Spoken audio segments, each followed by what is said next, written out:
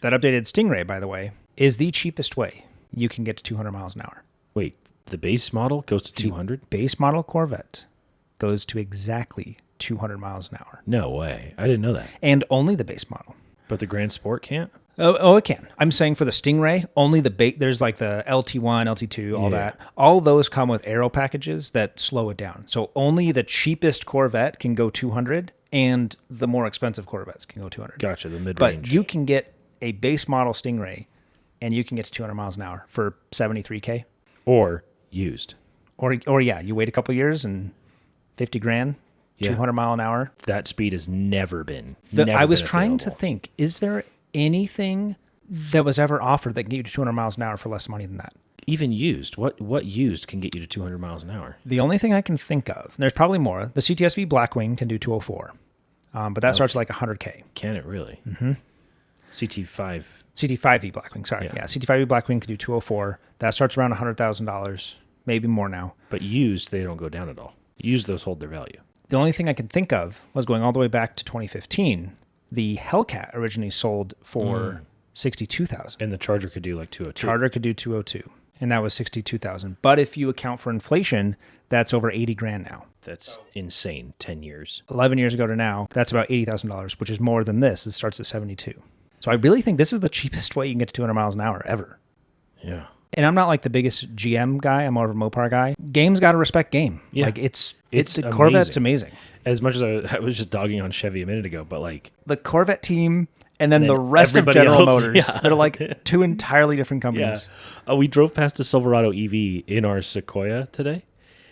V8 Sequoia, body on frame. We drove past a Silverado EV, and I pointed at that, and I was like, kids, that truck weighs double what the vehicle we're in weighs. More than double. Steel body on frame V8, 7-passenger SUV. Is less than half the weight of that regular-sized pickup right there. That seats 5. That seats 5, yeah. So, anyway, I just thought that was really funny. Like, that's the kind of stuff I'm like, GM, what are you doing? So that new engine makes, as a reminder, 535 horsepower, 520 pound-feet of torque, 2.80 to 60 in the base model Corvette, 11-second quarter mile at 124. Wait, you said 2.8 in the base model in the now? Base model Corvette. Under 3 seconds to 60. 200 miles an hour. You know what this Corvette is revealing? The people who have been gatekeeping supercars and just not including Corvette in there, it was never a principled stance. No. It bothers me that somebody with $70,000 could be in my club. Can be faster than me. Yes. Yeah, you're completely right. That bothers me. Now, there's people who just don't think of the Corvette as a supercar because it is so common. And I think part of the supercar vibe is that it is a little bit elusive and you don't see them all the time. It's exotic, exactly. In the Corvette, I mean, if I drive around for 15 minutes, I'll probably see one of these. Yeah. You know, I think it's revealed a lot of people are just not happy that the proletariat can have access to the same amount of experience they can. It can hit 200. It can hit 0 to 60 in under 3. It can easily keep up with a similarly priced 911 because there isn't a similarly priced 911. The entry-level 911 is like $160,000 now. They're more than twice this. Yeah, and it has like 370 horsepower.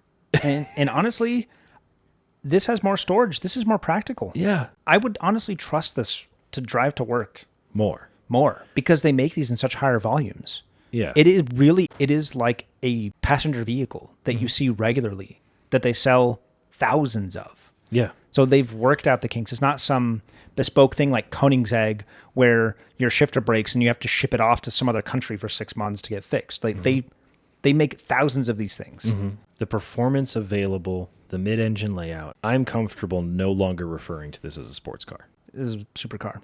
I would call it a supercar. And now that the base model is a 200-mile-an-hour car, because that was the thing. I would think, oh, well, the entry-level Corvette's a sports car, and the ZR1's a supercar. But if they all could potentially do 200 miles an hour, and they're all doing 0 to 60 under 2 seconds, they're all putting down blistering lap times, they're all mid-engined, they at least look exotic, and I think you got to just call it a supercar. I don't know what else you call something and go 200 miles an hour. It's just a supercar that you can buy realistically within your lifetime. You could own one. Yeah. as an average Joe. There's even if you don't buy it new. even if you don't buy it new, or even if you don't buy one that's 10 years old or something, you could eventually get your hands on one of these. There is no Ferrari that I'm ever going to own. If I wanted a 200 mile an hour Lamborghini, it doesn't matter how used it is. I'm never owning that. Yeah. And this is the cheapest way to get to 200 miles an hour I think there's ever been. Interesting. And they're crushing it in the racing circuits as well.